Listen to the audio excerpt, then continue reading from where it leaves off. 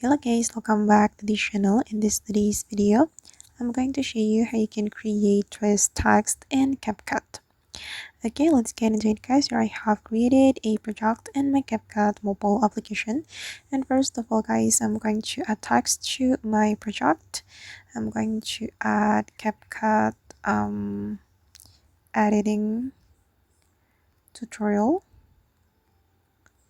Oops. Okay, and then we can go to the style.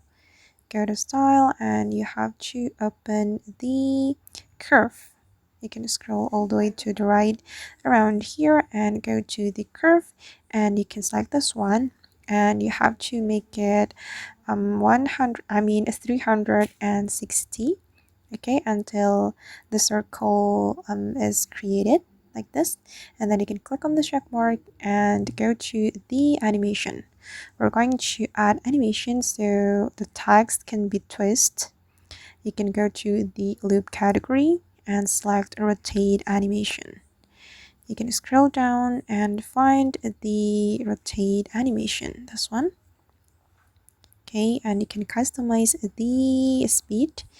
I'm going to make it slower.